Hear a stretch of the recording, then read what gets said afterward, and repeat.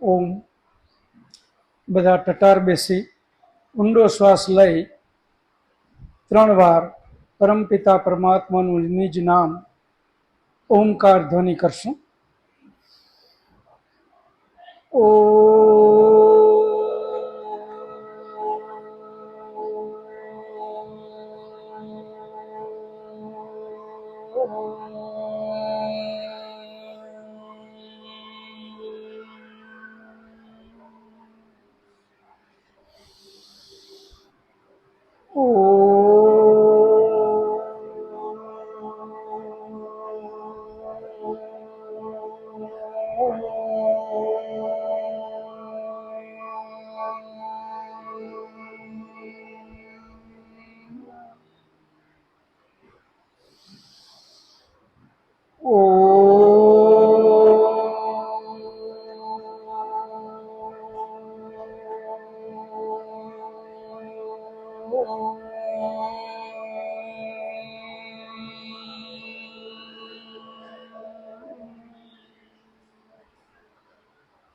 ઓમ વિશ્વાનિ દેવ શવિતર દુરિતાની પરાશવ યત ભદ્રમ તન્ન આશવ.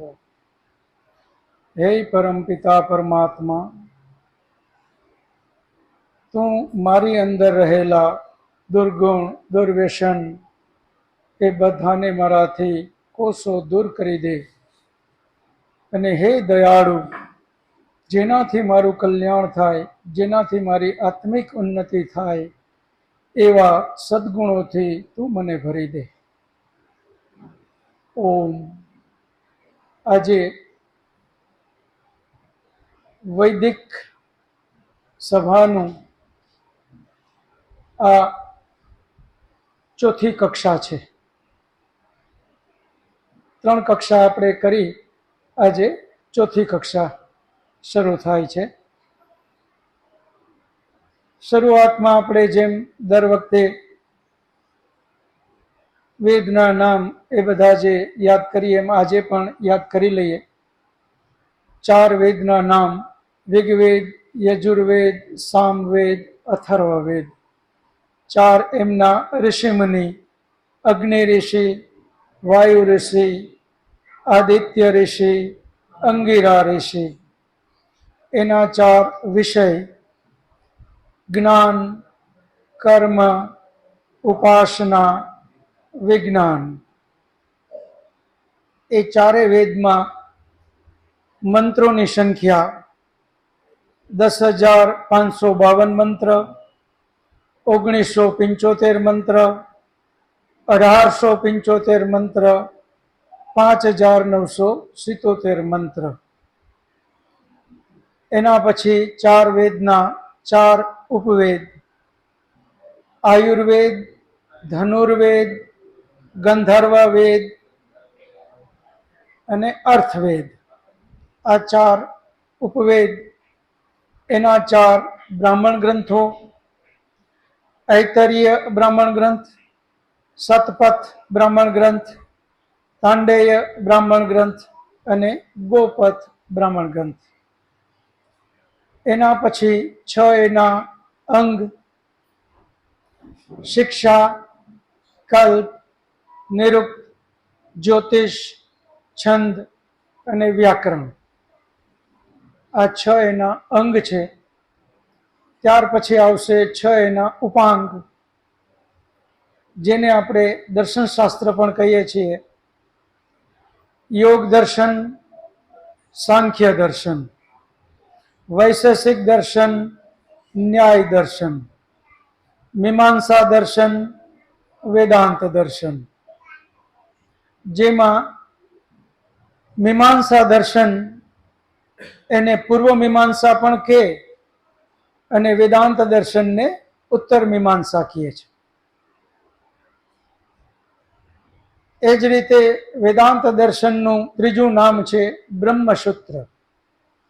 તો વેદાંત દર્શનને વેદાંત દર્શન, ઉત્તર મીમાંસા અને બ્રહ્મસૂત્ર, આમ 3 નામ વેદાંત દર્શનના છે. તો આ છે 6 એના ઉપાંગ, જેને આપણે દર્શનશાસ્ત્ર કહીએ. એ 6 ઉપાંગ 6 દર્શન શાસ્ત્રોના 6 ઋષિ મુનિ છે.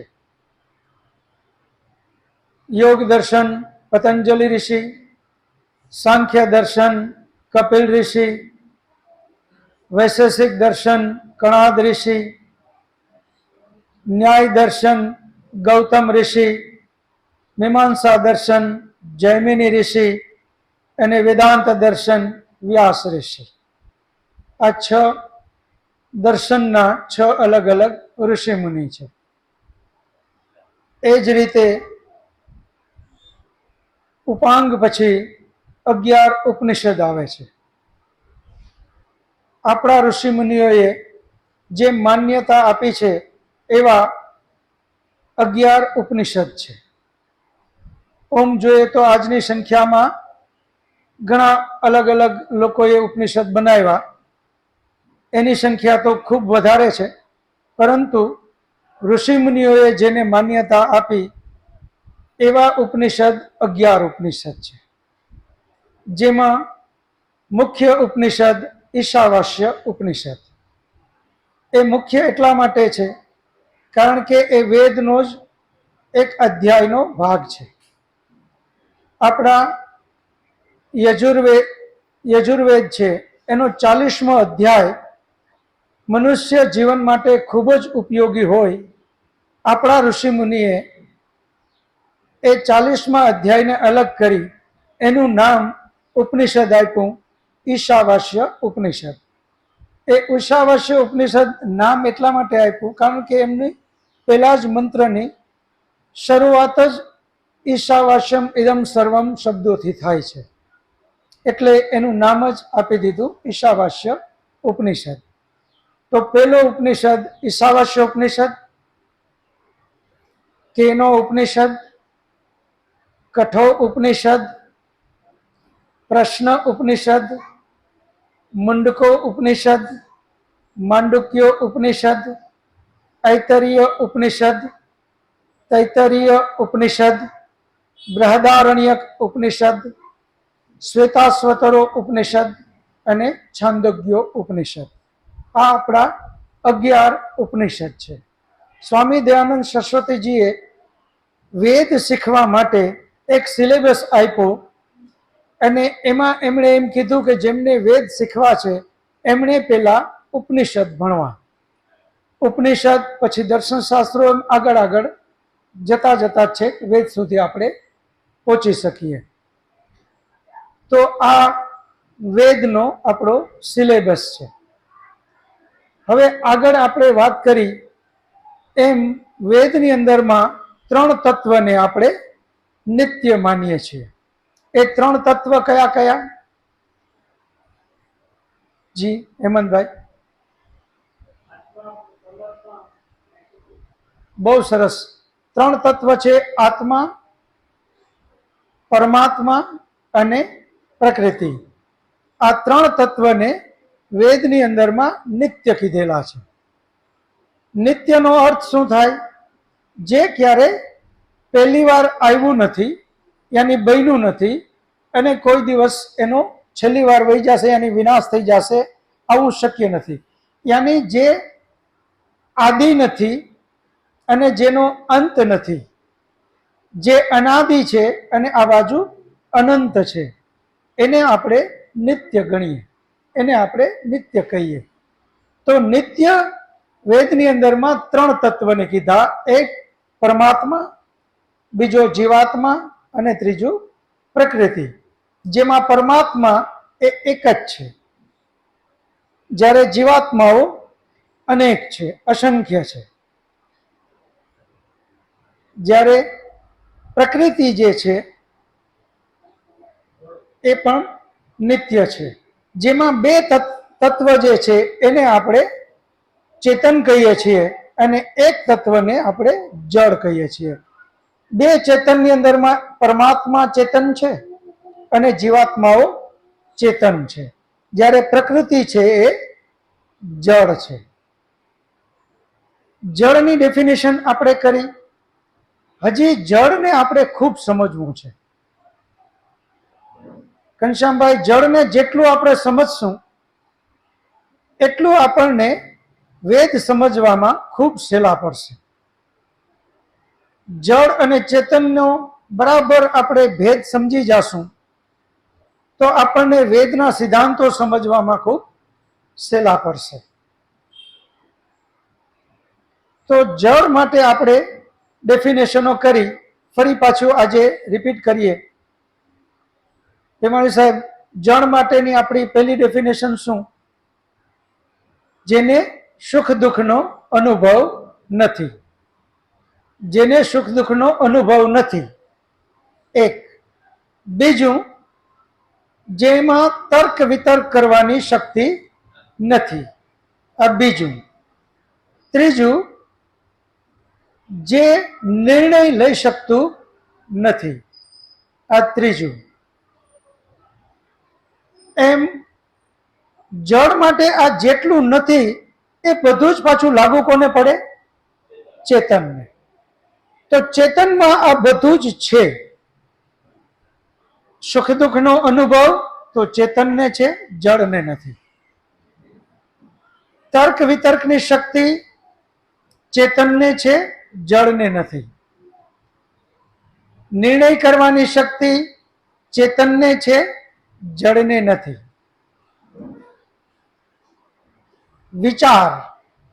વિચારની શક્તિ ચેતનમાં છે, જળમાં નથી. હવે આ રીતે જ્યારે આપણે આવો મુરલીભાઈ આવો જળ અને ચેતનની જ્યારે વાત કરીએ તો પ્રકૃતિને આપણે જળ કીધી. પ્રકૃતિની અંદરમાં 3 તત્વ આપણે લીધા. હવે પ્રકૃતિના 3 તત્વની વાત આવે છે. એ 3 તત્વ કયા કયા? સત્વગુણ, રજોગુણ અને તમોગુણ. આ પ્રકૃતિના 3 તત્વ છે જેને આપણે નિત્ય કહીએ છીએ. સત્વગુણ નિત્ય છે, રજોગુણ નિત્ય છે અને તમોગુણ નિત્ય છે. એટલે કે સત્વગુણ કોઈ દિવસ પહેલી વાર બન્યું નથી અને કોઈ દિવસ એનો વિનાશ થવાનો નથી. તમોગુણ ક્યારેય પહેલી વાર બન્યું નથી અને એનો વિનાશ થવાનો નથી. અને રજોગુણ પણ પહેલી વાર બન્યું નથી અને એનો વિનાશ થવાનો નથી. આ ત્રણેયને એક શબ્દમાં આપણે પ્રકૃતિ બોલીએ છીએ. તો સત્વ, રજ અને તમ આ નિત્ય છે. બીજા જીવાત્માઓ એ પણ નિત્ય છે અને પરમપિતા પરમાત્મા એ પણ નિત્ય છે. 2 તત્વ તો આપણે ચેતન પરમાત્મા અને જીવાત્માઓ, જ્યારે એક પ્રકૃતિ જે 3 તત્વનું મિશ્રણ જેને એક શબ્દમાં આપણે બોલશું તો એ છે પ્રકૃતિ, એ છે જળ. હવે જળ માટે આપણે એક નિયમ લખ્યો ગયા વખતે. જળ માંથી હંમેશા જળ જ બને. જળમાંથી હંમેશા જળ જ બને. જળ કોઈ દિવસ ચેતન બની શકે નહીં. તો જળમાંથી જેટલી વસ્તુઓ બની છે એ બધું શું છે? જળ છે. જેમ કે સત્વ રજસ તમસામ સામ્ય અવસ્થા પ્રકૃતિ. પ્રકૃતિર મહત. પ્રકૃતિમાંથી એક તત્વ બન્યું, એ મહતત્વ બન્યું. મહતો અહંકાર. મહતત્વમાંથી જે તત્વ બન્યું એને અહંકાર કહેવાય. અહંકાર એક તત્વનું નામ છે. આપણે જે અભિમાનને સામાન્ય રીતે અહંકાર, એ અહીંયા અહંકારની વાત નથી. અહીંયા મૂળ જે પ્રકૃતિમાંથી બનેલું મહતત્વ એમાંથી જે તત્વ બને છે એને અહંકાર શબ્દ વાપરો. અહંકારો પંચ તન્માત્રાભ્યો. અહંકારમાંથી શું બન્યું? તો 5 તન્માત્રા અને ઉભય ઇન્દ્રિયો બની. અને 5 તન્માત્રામાંથી 5 સ્થૂલ ભૂતાની. 5 તન્માત્રામાંથી 5 સ્થૂળ ભૂત બન્યા. અને એ 5 સ્થૂળ ભૂત, જેને આપણે પંચ મહાભૂત શબ્દ પણ વાપરીએ છીએ, એ 5 મહાભૂતમાંથી જ આ જે કાંઈ દેખાય છે આપણે, એ બધી જ જળ વસ્તુઓ બનેલી છે. તો જળ વસ્તુ જે કાંઈ દેખાય છે બની છે, જેની આપણે ડેફિનેશન કરી કે જળને ન સુખ દુઃખનો અનુભવ હોય, ન વિચાર હોય, ન એમાં તર્ક વિતર્ક કરવાની શક્તિ હોય, ન એને ઈચ્છા હોય, ના એમાં પ્રયત્ન હોય. આ બધા જ ગુણ જળમાં હોતા નથી. તો હવે આપણે આ વાતને એટલા માટે વધારે ને વધારે સમજવી છે. આપણે મોટા ભાગના આધ્યાત્મમાં જળ અને ચેતનની પૂરેપૂરી સમજ ન હોવાથી આપણે લોકો અંધશ્રદ્ધામાં જતા રહીએ છીએ. તો આપણે જળ અને ચેતનને હજી બરાબર સમજીએ, અને તમારા મનમાં જ્યાં જ્યાં જળ અને ચેતનના પ્રશ્નો આવે એ બધા જ પ્રશ્નો કરજો.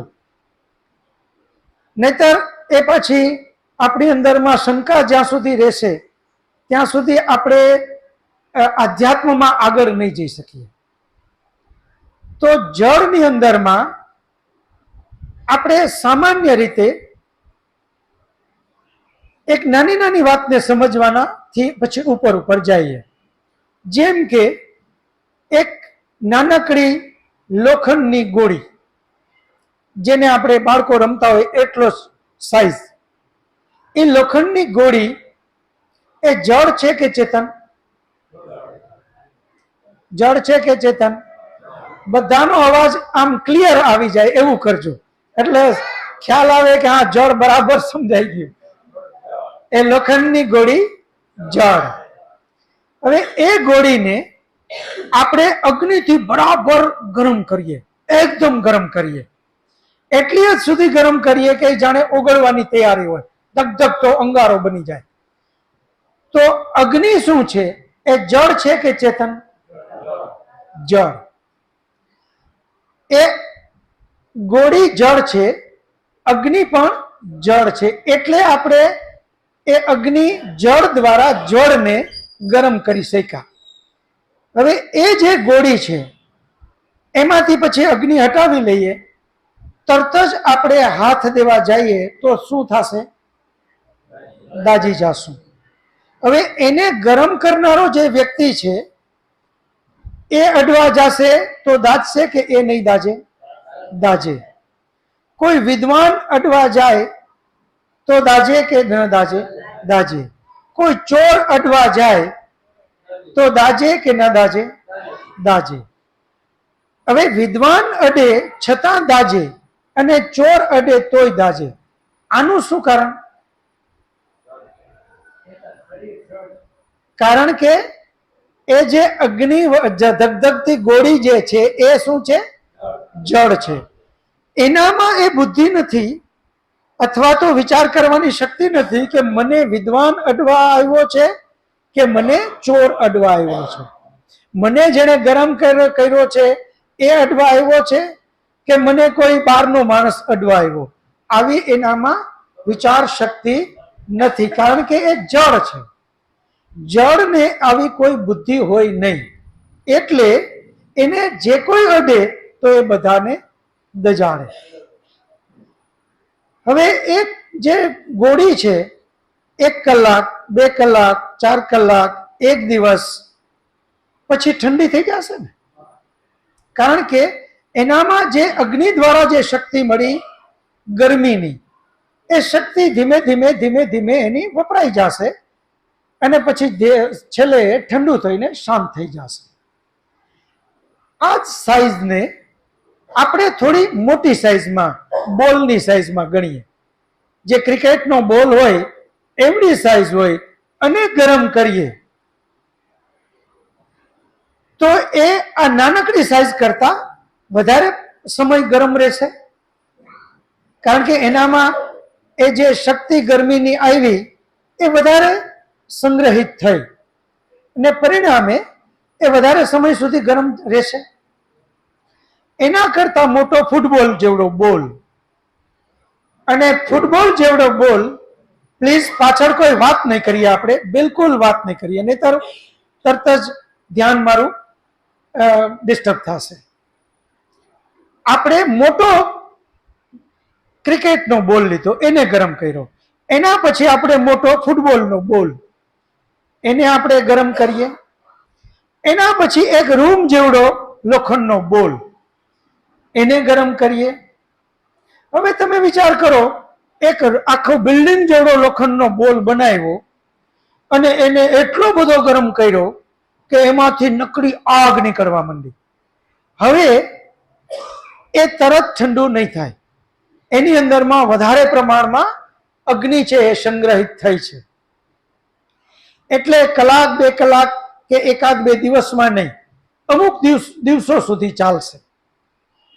અને પછી આસ્તે આસ્તે એ જ્યારે એમની અંદરની ગરમી સંગ્રહિત થઈ છે એ ધીમે ધીમે ધીમે ધીમે ખતમ થતી જશે અને છેલ્લે શાંત થઈ જશે, ઠંડુ થઈ જશે.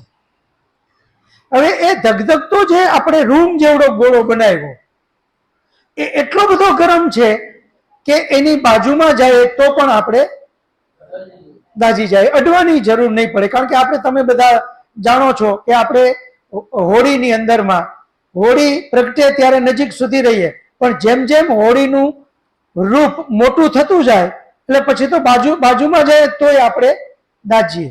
તો આ જે રૂમ મોટા બંગલા જેવડો એક ગોળો બનાવ્યો એને તો બાજુમાં ગયા તો દૂરથી જ આપણે બાળી નાખશે. હવે એની બાજુમાં આ જ વિચાર ફરી પાછો કરીએ કે એને કોઈ સંત બાજુમાં જાય, કોઈ ચોર બાજુમાં જાય, કોઈ સજ્જન બાજુમાં જાય તો શું એ અલગ અલગ એમાં ભેદભાવ કરી શકશે? નહીં કરી શકે. એ સંત બાજુમાં જશે તો પણ દાજે, કોઈ ચોર બાજુમાં જાય તો પણ દાજે, કોઈ સામાન્ય વ્યક્તિ જાય તો પણ દાજે, કોઈ સજ્જન જાય તો પણ દાજે. આ જ વસ્તુનું હવે રૂપ આગળ આગળ આગળ આપણે મોટું કરતા જઈએ. આ પૃથ્વી એ શું હતી? પૃથ્વી જળ છે. પૃથ્વી ક્યાંથી ઉત્પન્ન થઈ? સૂર્યનો એક ભાગ છે. બહુ સરસ ભરતભાઈનો જવાબ. પૃથ્વી છે એ સૂર્યમાંથી જ છૂટો પડેલો એક ભાગ છે. એટલે કે જ્યારે એ સૂર્યમાંથી જુદો પડ્યો આ પૃથ્વી ભાગ, ત્યારે આ પૃથ્વી શું હતી? ધગધગતો જળ હતી અને ધગધગતો ગોળો હતો. કારણ કે સૂર્ય શું છે? ધગધગતો ગોળો. તો એમાંથી જ્યારે બ્લાસ્ટ થાય અને એક ટુકડો જુદો પડે તો એ ટુકડો પણ શું હોય? ત્યારે ધગધગતો ગોળો જ હોય. હવે પૃથ્વી ધગધગતો ગોળો જ હતો, પણ આજે ધીમે ધીમે એમાંથી એની અગ્નિ નીકળતી ગઈ નીકળતી ગઈ નીકળતી ગઈ, એ ઠંડુ થતો ગયો ઠંડુ થતો ગયો અને આજે આપણે એટલું બધું આ પૃથ્વી ઠંડી થઈ કે એના ઉપર આપણે વસવાટ કરી શક્યા. પરંતુ આજે પણ પૃથ્વીના પેટાળમાં એ જ ધગધગતો ગોળો હજી લાવાના રૂપમાં સંગ્રહિત છે. અને એ ક્યારેક ક્યારેક આપણે લાવાના રૂપમાં આપણે ટીવીમાં જોઈએ તો અંદરથી ધગધગતો અંગારો નીકળી અને નદીના રૂપમાં, પ્રવાહની રૂપમાં એ અંગારો ચાલતો હોય છે.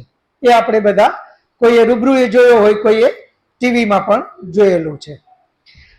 તો આ સમજી લ્યો કે ધગધગતો ગોળો એક દિવસ હતો અને પછી એ ધીમે ધીમે શાંત થયો, ઠંડો થયો. એ જ રીતે હવે સૂર્ય ઉપર જઈએ કે એ સૂર્ય શું છે? એ અગ્નિનો ગોળો. હવે જળ છે કે ચેતન?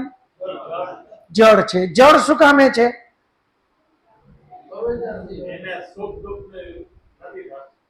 કારણ કે એ પ્રકૃતિમાંથી જ બનેલો એક ભાગ છે અને પ્રકૃતિ જળ છે. પંચમહાભૂતમાંથી સૂર્ય બન્યો, તો પંચમહાભૂતમાંથી બનેલી વસ્તુ, જે પ્રકૃતિમાંથી બનેલી બધી જ વસ્તુઓ જળ છે. જળમાંથી કોઈ દિવસ ચેતન વસ્તુ બની શકે નહીં. તો સૂર્ય શું છે? જળ છે. એટલે જ જ્યારે ધગધગતો વૈશાખનો બપોર હોય અને ભયંકર 44-45 ડિગ્રીની ગરમી હોય, ક્યાંક 50 ડિગ્રીની ગરમી હોય, તો એ ગરમી કોઈ કેટેગરી જોઈને નહીં લાગે કે આ સંત છે તો એને ઓછી લગાડું, આ લુચ્ચો છે તો આને વધારે લગાડું, આ સજ્જન છે તો એને ઓછી લગાડું. આવું એ નહીં કરે. શું કામ એવું નહીં કરી શકે? કારણ કે એ જળ છે અને જળમાં બુદ્ધિ હોતી નથી, એમાં વિચાર કરવાની શક્તિ હોતી નથી, એની અંદરમાં તર્ક વિતર્ક નથી, એ જળ છે. હવે આ જ રીતે દરેક ગ્રહો ઉપર તમે જાઓ, આ ગ્રહ કેમાંથી બન્યા? પંચમહાભૂતમાંથી. જળ અને પંચમહાભૂત છે જળ છે. તો દરેકે દરેક વસ્તુમાં તમે આગળ આગળ આગળ આગળ વધતા જાઓ, એ બધું જ જળ છે. હવે ફરી પાછા આપણા શરીર ઉપર આવી જાઓ. આ શરીર શેમાંથી બન્યું? પંચમહાભૂતમાંથી. પંચમહાભૂત શું છે? જળ છે કે ચેતન? જળ. તો આ શરીર પણ શું છે? જળ છે. આ શરીરની અંદરમાં બે ચેતન વસ્તુ રહેલી છે, એક જીવાત્મા અને બીજો પરમાત્મા. એ બંને ચેતન છે. તો આ શરીર જે છે એ જળ છે. એ કોનું સાધન છે? જીવાત્માનું. એક નિયમ આપણે અહીંયા લખીએ કે જળ હંમેશા ચેતનનું સાધન બને છે. જળ હંમેશા ચેતનનું સાધન બને છે. જળ જળ માટે કોઈ દિવસ હોઈ શકે નહીં. જળ છે એ ચેતનનું સાધનના રૂપમાં હોય છે. તો આ શરીર શું છે? ચેતન માટેનું સાધન. અહીંયા હવે બે વસ્તુ ચેતન માટે અલગ અલગ સમજીએ આપણે. એક પરમાત્મા ચેતન જે સર્વશક્તિમાન છે, એને આવા કોઈ સાધનની જરૂર નથી. વગર સાધને એ બધું જ કરી શકે છે, અને એટલે જ એને આપણે સર્વશક્તિમાન અને સર્વજ્ઞ અને સર્વત્ર કહીએ છીએ. જ્યારે જીવાત્મા છે એ અલ્પ શક્તિ છે, અલ્પજ્ય છે, એકદેશી છે, એટલે એમને આ સાધનોની જરૂર પડે છે. જેમ કે આની અંદર બેઠેલું ચેતન જીવાત્માને જોવા માટે આંખ રૂપી સાધન જોઈએ. આંખ શું છે? ચેતન કે જળ? જળ. આંખ શું છે? જળ છે. એ જળ છે એ કોનું સાધન બન્યું? અંદરના જીવાત્મા જે ચેતન છે. જ્યારે એ આંખ બગડે એટલે આપણે નવું એક સાધન ચશ્મા રૂપે લગાડીએ. આ ચશ્મા જળ છે કે ચેતન? જળ. જેમ આ ચશ્મા પંચમહાભૂતમાંથી બન્યા, એમ આ આંખ શેમાંથી બની? પંચમહાભૂતમાંથી. ચશ્મા જળ, આંખ પર જળ. એ જ રીતે કાન, કાન છે એ જળ છે. કારણ શું? પંચમહાભૂતમાંથી બન્યું એટલે એ જળ છે. અને એ કોનું સાધન છે? અંદર બેઠેલા જીવાત્માનું. એ જ રીતે બધા જ અંગનું આપણે સમજી લઈએ, અને છેલ્લે આપણે એક 5 કર્મેન્દ્રિય, 5 જ્ઞાનેન્દ્રિય અને 11મું મન. તો આ મન જે છે એ પણ શું છે? જળ છે. કારણ શું? કારણ કે એ પણ 5 મહાભૂતમાંથી બનેલું છે, અને મન પણ જળ છે. મન વિશે થોડું આપણે વિસ્તારથી સમજશું. મન જળ કઈ રીતે? તો મનને બે શબ્દો અહીંયા વાપર્યા છે દાર્શનિક ભાષામાં. મનને એક તો મન કીધું અને બીજું ચિત્ત, ચિત્ત પણ કીધું. જ્યારે આપણે તર્ક વિતર્ક કરીએ તો એ મન દ્વારા જ કરીએ. અને બીજું જે કાંઈ આપણે જ્ઞાન લીધું 5 કર્મેન્દ્રિય અને 5 જ્ઞાનેન્દ્રિય દ્વારા, એ બધું સ્ટોર ક્યાં કર્યું? એ પણ મનમાં જ.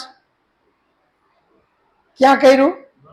મનમાં જ. જ્યાં આપણે ચિત્ત કહીએ કે મારું ચિત્તમાં છે પણ યાદ આવતું નથી, આવું ઘણી વાર આપણે શબ્દ વાપરીએ.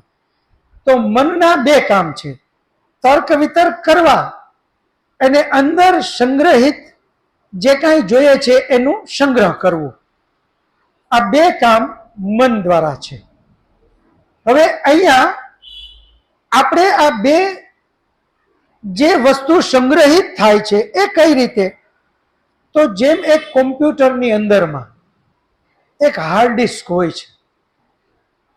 એ હાર્ડ ડિસ્કનું કામ શું?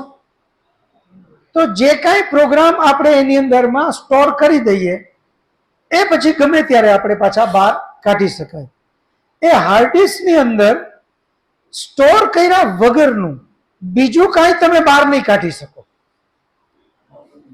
તો અત્યારે જે સ્થૂળ મન છે અહીંયા અત્યારે આપણે મળેલું, જે આ શરીરની અંદરનું સ્થૂળ મન, એમાંથી આપણે બારે જે કાઢશું અથવા તો યાદ કરશું એ માત્ર ને માત્ર આ જન્મમાં 5 જ્ઞાનેન્દ્રિય અને 5 કર્મેન્દ્રિયો દ્વારા જે કાંઈ સ્ટોર કર્યું એને જ બહાર કાઢી શકશું. તો હવે અહીંયા બે વિભાગ કરવા પડશે.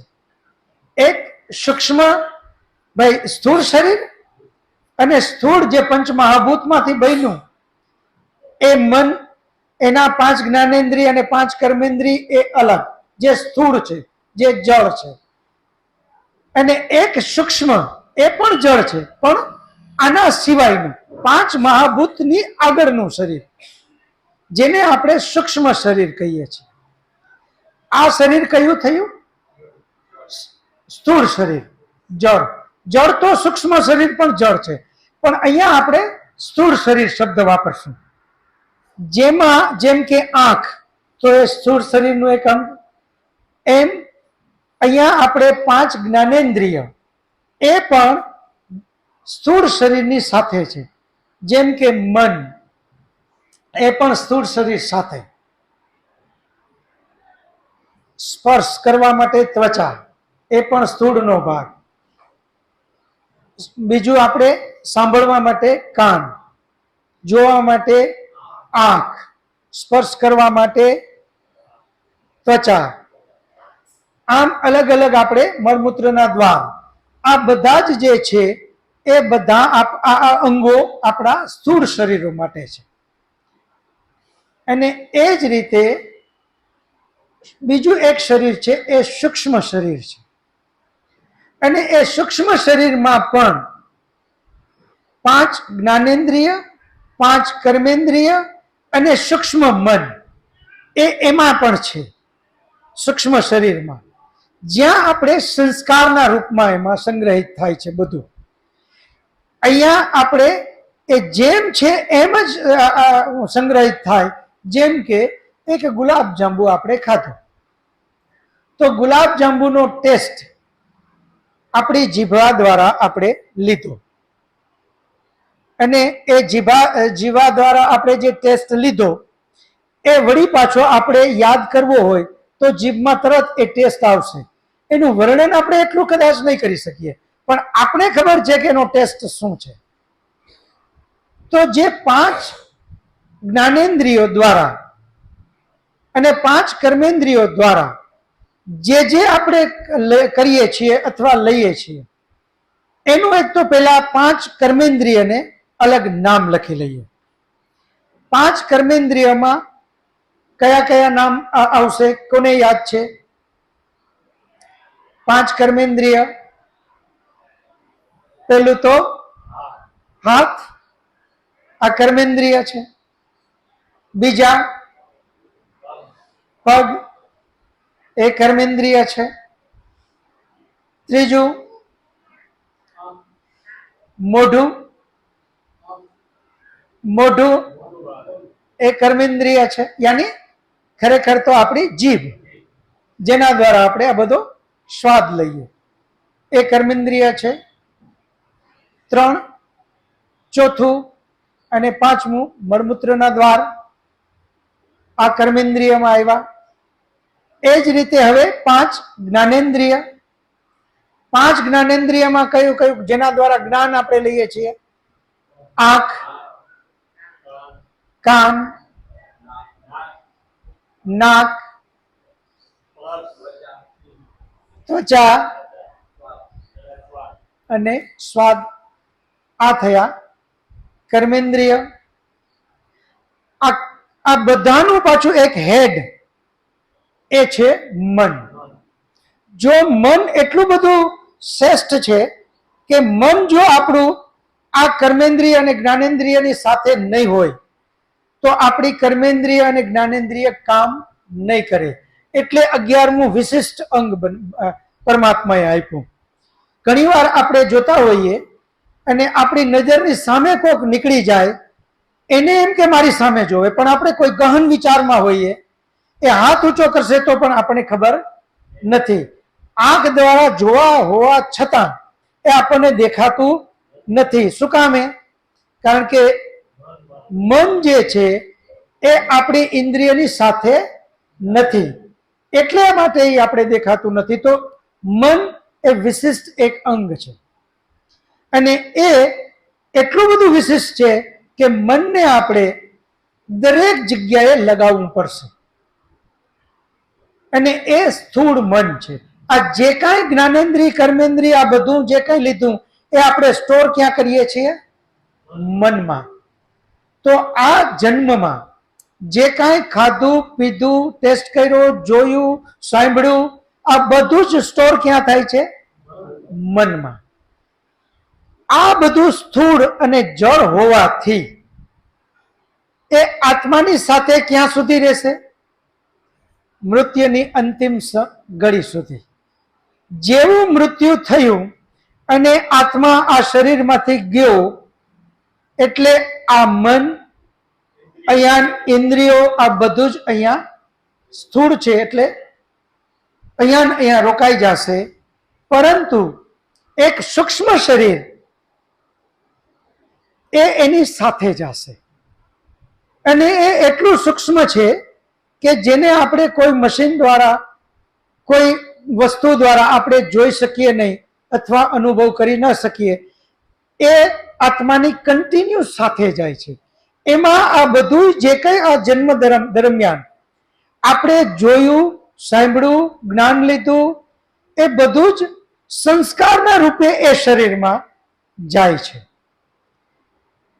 આ સ્થૂળ છે, એની અંદરમાં આ જન્મ પૂરતું જ, જ્યારે ઓમાં સંસ્કારના રૂપે દરેક જન્મનું જન્મો જન્માંતર સુધી આત્મા જેટલા જન્મ લે ત્યારે બધા જ જન્મોમાં એ સૂક્ષ્મ શરીર સાથે ને સાથે જ હોય છે.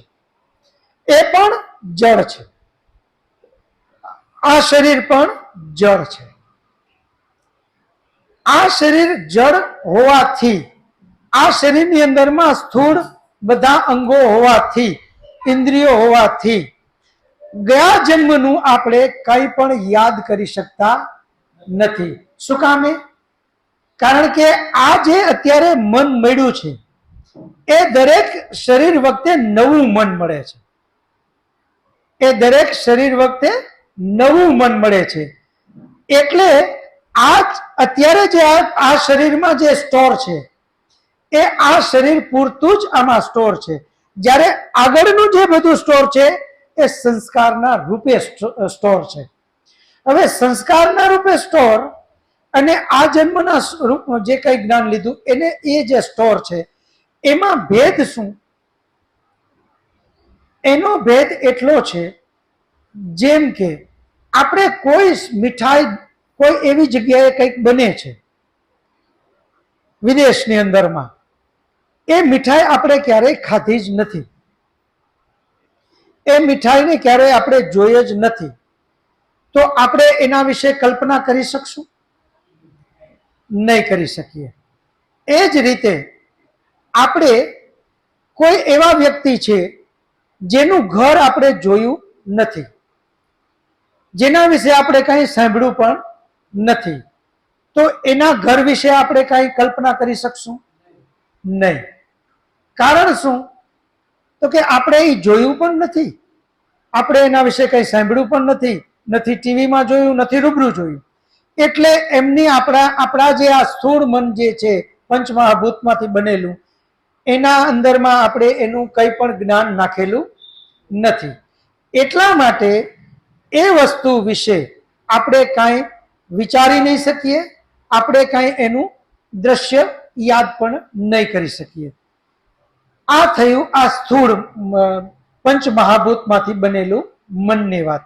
જ્યારે આત્મા સાથે સૂક્ષ્મ જે મન જાય છે, એની અંદરમાં સંસ્કાર છે, એને કેમ અલગ પાડશું? તો એને એ રીતે અલગ પાડીએ. આપણે બધા જાણીએ છીએ સ્વામી દયાનંદ સરસ્વતીજી, એમણે 39 વર્ષ સુધી ઘર તો નાનપણમાં છોડી દીધું, અને 39 વર્ષ સુધી જ્ઞાન લેવા માટે કેટલા બધા વિદ્વાનો પાસે ગયા, સતત ભટકતા રહ્યા. મારે ઈશ્વરને જાણવો છે, મને સત્યને જાણવું છે. 39 વર્ષ સુધી સતત ભટકતા રહ્યા. છેલ્લે 39મે વર્ષે એમને કોઈએ કીધું કે હે દયાનંદ, તમારે સત્યને જો જાણવું હોય તો એક જન્મથી સુરદાસ, દ્રષ્ટિહીન એવા ગુરુ વિરજાનંદજી પાસે જાઓ, કદાચ તમને ત્યાંથી સત્ય મળે. અને સ્વામી દયાનંદ સરસ્વતીજી ઉપડ્યા, કારણ કે એને સત્યની ભૂખ હતી, સત્ય જાણવું હતું. જો 1 થી 39 વર્ષ સુધી એ સતત સત્યને ગોતતા રહ્યા. જેવા ગુરુ વિરજાનંદજીના આશ્રમે પહોંચ્યા, વરસાદની ઋતુ હતી, ખખડાયું, અને અંદરથી ગુરુ વિરજાનંદજીએ પૂછ્યું કોણ? એટલે તરત સામે સ્વામી દયાનંદ સરસ્વતીજીએ જવાબ આપ્યો કે હે ગુરુદેવ, એ જાણવા માટે તમારી પાસે આવ્યો છું. હું કોણ છું, ક્યાંથી છું, કોના માટે છું, મારા માટે નિત્ય શું છે, આ બધું તો જાણવા તમારી પાસે આવ્યો. હું કોણ છું એ તો હું જાણતો નથી.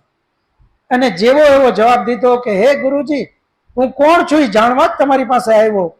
અને એ જે દ્રષ્ટિહીન આંખે શિષ્યને ઓળખી લીધો કે આજ મારે જે શિષ્યને જોઈએ છે, જેની મને તપાસ હતી, જેને હું ગોતતો હતો, એ મને મળ્યો. એને દરવાજો ખોલ્યો અને સ્વામી દયાનંદ સરસ્વતીજી અંદર ગયા. અંદર જઈને ગુરુજીની સામે બેઠા અને વિરજાનંદજીએ પૂછ્યું કે હે દયાનંદ, તને અત્યાર સુધી તે શું જાણ્યું? કારણ કે મારે તને જ્ઞાન આપવું તો મને એ જાણવું તો પડશે કે તને જ્ઞાન છે શેનું, તો ત્યાંથી પછી હું આગળનું આપું. એટલે ત્યારે સ્વામી દયાનંદ સરસ્વતીજી એમ કહે કે ગુરુદેવ, હું તો જે કાંઈ કથાઓ છે પ્રચલિત, એ કથાઓ જ કરું છું, એના સિવાય હું કંઈ જાણતો નથી. એટલે ગુરુજી કહે કે હે દયાનંદ, જો તારે સત્યને જાણવો હોય તો તારે વેદ શીખવા પડશે. વેદ સિવાય તારો અને આ રાષ્ટ્રનો ઉદ્ધાર નથી. અને એ દયાનંદ સરસ્વતીજીએ એ જમાનામાં ભારતમાંથી એમને વેદ ન મળ્યા, પરિણામે જર્મનીથી વેદ આયાત કર્યા અને એ વેદ એમણે શીખા. આ વેદની શરૂઆત શીખવાની કરી કેટલામાં વર્ષે? 39મા વર્ષે. હવે હું મૂળ વાત ઉપર આવું છું, જે સૂક્ષ્મ સંસ્કાર કોને કહેવાય. 39મે વર્ષે વેદની શરૂઆત કરી અને જેવા ગુરુ વિરજાનંદજીએ વેદની શરૂઆત કરી, ફટાફટ ફટાફટ ફટાફટ સૂક્ષ્મ રૂપે એ વેદનું જ્ઞાન એના અંદરમાં સંસ્કારના રૂપે પડેલું હતું. એ જ્ઞાન તરત જ જાગૃત થઈ ગયું, કારણ કે આગલા જન્મની અંદરમાં એમણે વેદ ભણેલા હતા, એમણે વેદનું ખૂબ જ્ઞાન લીધેલું હતું. એ સૂક્ષ્મ શરીર સાથે એને ક્રમશઃ આ જન્મમાં આવ્યું, પરંતુ જ્યાં સુધી એ જ્ઞાનને જાગૃત ન કર્યું ત્યાં સુધી એ જ્ઞાન એને મળ્યું નહીં. જેવું 39મા વર્ષે એ જ્ઞાન જાગૃત થયું, તો એ ક્યાંથી થયું? એ આ સ્થૂળ શરીરના જે મનમાં નહોતું, સ્થૂળ શરીરમાં તો હવે શરૂ થયું. ગુરુ વિરજાનંદજીએ વેદનું જ્ઞાન આપવાની શરૂઆત કરી, પરંતુ એને સૂક્ષ્મ રૂપે આગલા જન્મનું જે સંસ્કાર રૂપે પડ્યું હતું જ્ઞાન, એ સૂક્ષ્મ શરીરમાં હતું. અને એ જ્ઞાનને જેવું ગુરુ વિરજાનંદજીએ જાગૃત કર્યું કે તરત જ એને કંઠસ્થ થવા માંડ્યું. થોડા જ વર્ષની અંદરમાં તમે જો 20 જ વર્ષની ઉંમર, 39મા વર્ષે એને વેદ શીખવાના શરૂ કર્યા અને 59મે વર્ષે એમણે આ દેહ છોડી દીધો. માત્ર 20 વર્ષમાં જ વેદો શીખી લીધા. એના પછી ઉપનિષદો, ગ્રંથો બધા જ શીખ્યા અને બધા જ 4 વેદનું ભાષ્ય એમણે લખવાની શરૂઆત કરી દીધી અને 3 વેદનું તો ભાષ્ય એમણે પૂરું કરી લીધું. 4થા વેદનું ભાષ્ય જ્યારે ચાલતું હતું ત્યારે એમને ઝેર આપ્યું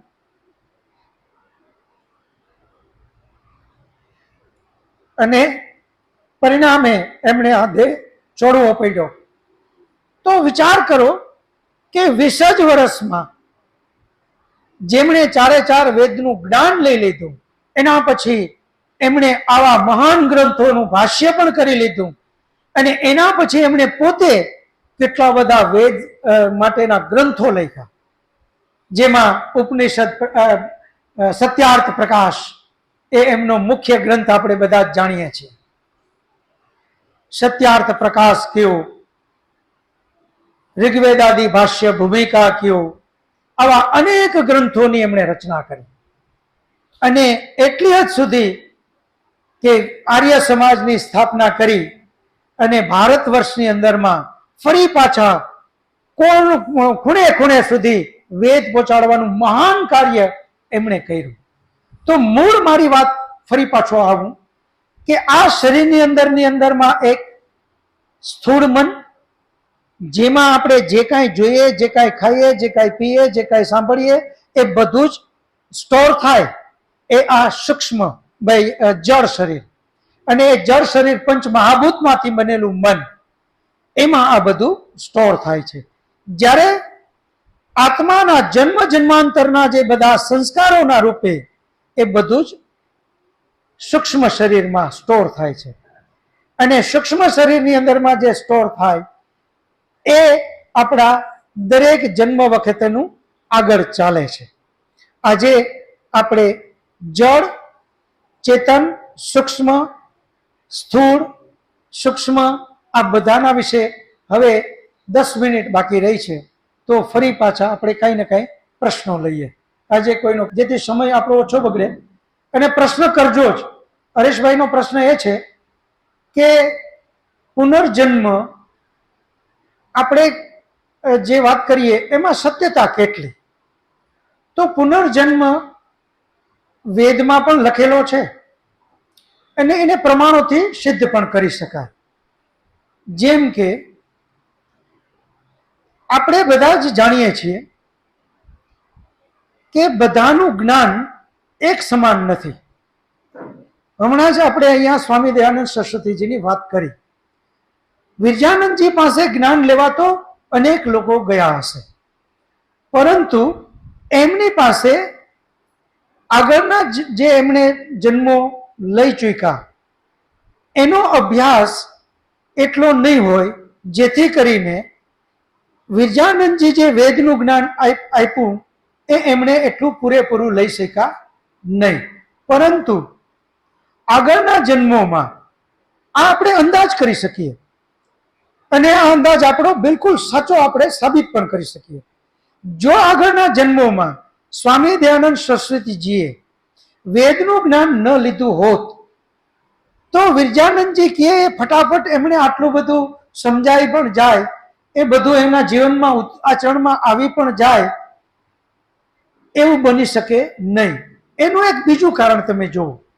સ્વામી દયાનંદને બીજા અનેક વિદ્વાનો મળ્યા, પરંતુ આગળ એમણે વેદનું જ્ઞાન લીધેલું હતું એટલે બીજું જે કઈ વિદ્યાઓ મળી એને, એનાથી એને સંતોષ થયો નહીં. અંદરથી એને એક અવાજ સતત આવતો રહ્યો કે હજી મારે કંઈક જાણવાનું છે, હજી મારે કંઈક જાણવાનું છે, હજી મારે કંઈક જાણવાનું છે, આ મારા માટે પૂરતું નથી. ત્યાં એને સંતોષ થયો નહીં. એ સંતોષ શું કામ એ ના થયો? કારણ કે આગળ એમણે આ વેદનું જ્ઞાન લીધેલું હતું. વેદનું જ્ઞાન લીધેલું હતું જે એને સૂક્ષ્મ રૂપે સંસ્કારના રૂપે પડ્યું હતું. આપણે શબ્દ વાપરીએ ને કે આ એમના સંસ્કાર હતા, તો આ એમના સંસ્કાર જે હતા એ સંસ્કાર રૂપે પડેલી જે વાત એ એમને અંદરથી સતત પ્રેરણા આપતી રહી કે નહીં, હજુ મારે કાંઈક જાણવાનું છે. એને વા સંતોષ ન થયો અને પરિણામે એ આગળ આગળ વધતા ગયા. પુનર્જન્મ આપણે એટલા માટે પણ માનીએ, તમે જુઓ એક કાચબો એના ઈંડા જે છે એ દરિયાના કિનારે મૂકે છે. પહેલી જ વખત એ ઈંડું તોડી અને જે કાચબો બહાર નીકળ્યો, એને કોણે શીખવું કે તારે આમ ગામ બાજુ નહીં, તારે પાણીમાં જવાનું છે? એના સંસ્કારમાં છે. આગળના જન્મોમાં એમાં પડેલા સંસ્કાર એને બતાવે છે કે તારે ગામમાં જવાનું નથી, તારે પાણી બાજુ જ ભાગવાનું. અને એમાં પણ વચ્ચે એને મારવા વાળા બીજા જીવ છે. જેવો એ જીવ સામે આવશે, પહેલી જ વારમાં એને કેમ ખબર પડી જશે કે આનાથી મારે ભાગવાનું છે? કારણ કે એને આગળના સંસ્કારો પડેલા છે. એ સંસ્કાર જ એને બતાવે છે ભાઈ કે આનાથી તારે બચવાનું છે. એ સંસ્કાર, એનો મતલબ એ થાય કે આગળ એ બધા જન્મો લઈને આવ્યો છે. એ જ રીતે અનેક ઉદાહરણ છે. જેમ કે ગાયનું વાછડું, આપણે બધા હોઈએ અને આપણે એને દૂધ પીવા માટે આચર સુધી લઈ જાય એ વસ્તુ અલગ છે, પણ જંગલની અંદરમાં હરણનું બચ્ચું, જંગલી જેટલા જાનવર છે એના બચ્ચા, એને કેમ ખબર પડી કે મને દૂધ ક્યાંથી મળશે? એ આગળ પૂર્વેના સંસ્કાર, એ જન્મો જન્માંતરના સંસ્કાર લઈને આવ્યા છે. એક આ વિષય બહુ લાંબો છે. બીજું, જો પુનર્જન્મ ઘડીભર આપણે માની લઈએ કે નથી, તો ઈશ્વરનું ન્યાયનું શું? ઈશ્વર ન્યાયકારી છે. આ જન્મમાં એક ખૂબ સજ્જન વ્યક્તિએ પુણ્યના ખૂબ કામ કર્યા છે અને મૃત્યુની પહેલા સુધી એને ખૂબ પુણ્યના કામ કર્યા છે. તો એ પુણ્યના જે ફળ છે એનું શું?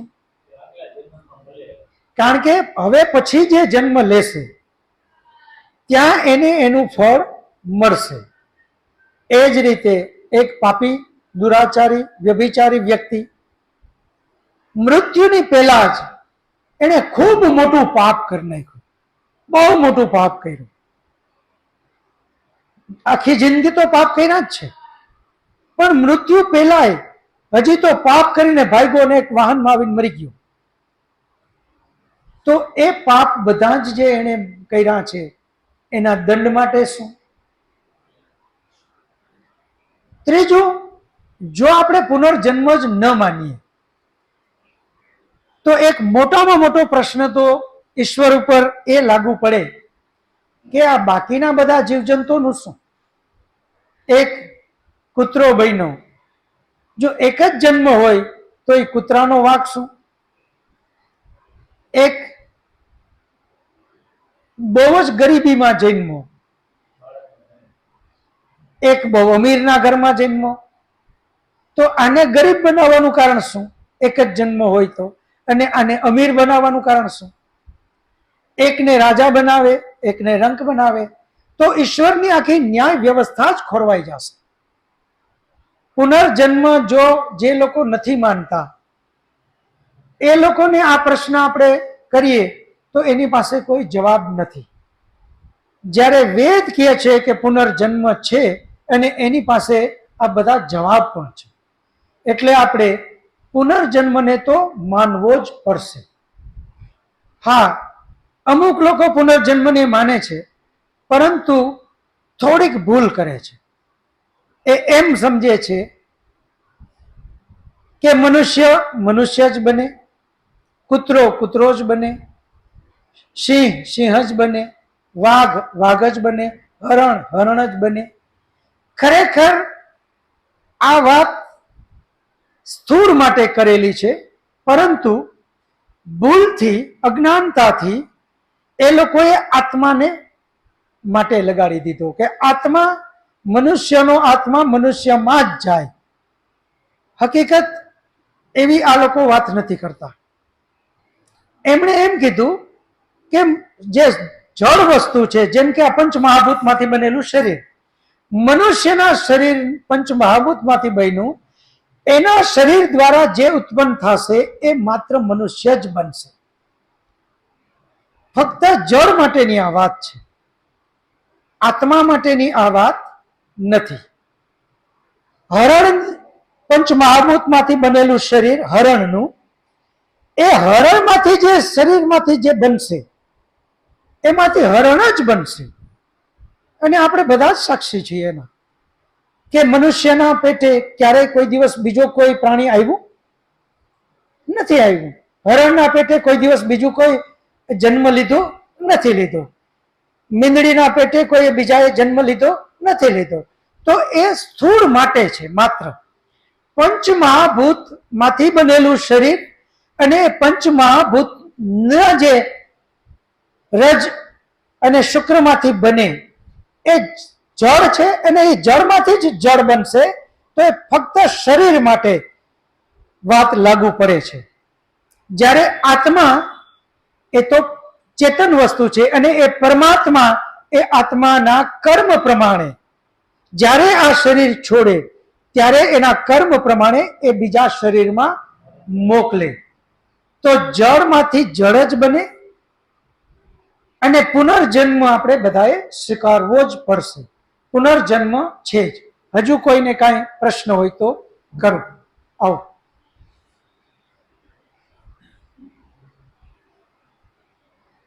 નમસ્તે. નમસ્કાર.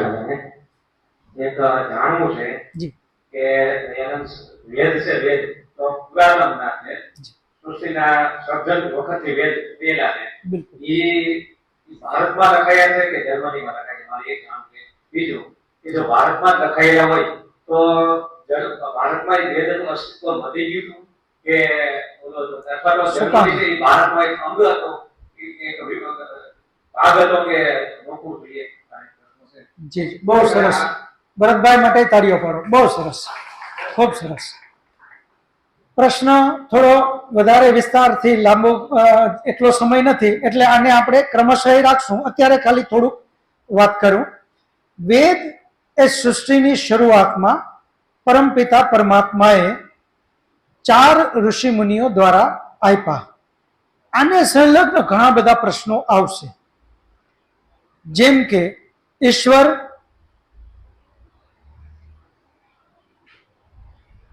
જે છે એ કોઈ રૂપ ધારણ કરતો નથી. એને હાથ નથી, પગ નથી, એની પાસે બોલવા માટે મોઢું નથી. તો એમણે આ 4 ઋષિ મુનિને કઈ રીતે આપ્યા, આ પ્રકરણને ક્રમશઃ આપણે આગળ લેશું.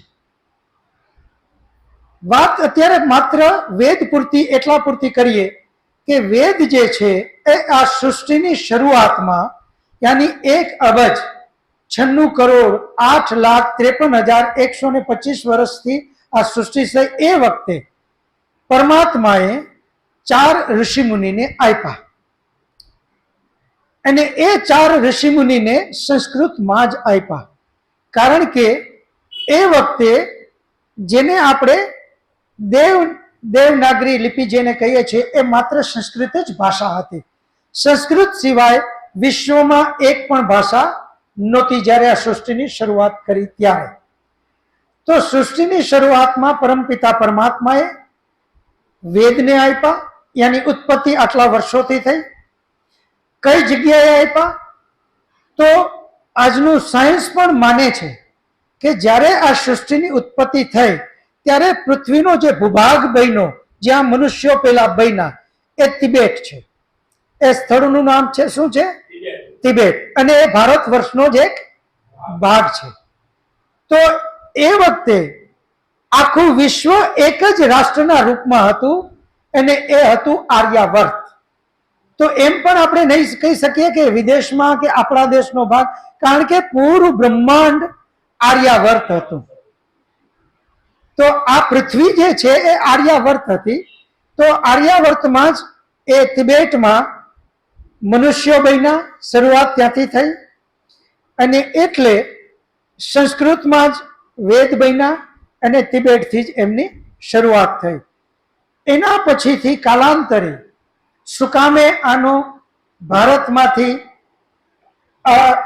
જ્ઞાન ઓછું થયું? આનું બિલકુલ આપણે એમ કહે તો નહીં કહી શકીએ કે સાવ બિલકુલ લુપ્ત થઈ ગયું, એવું નથી. આ જ્ઞાન આપણા દેશની અંદરમાં ટૂંકમાં આ સૃષ્ટિની શરૂઆતથી હતું, આજે પણ છે. માત્ર વચ્ચેનો સમય એવો આવ્યો, એક સમય એવો હતો કે જ્યારે પૂરા પૃથ્વીમાં માત્ર વેદ ચાલતા હતા અને વેદ કનેક્ટેડ ગ્રંથો ચાલતા હતા.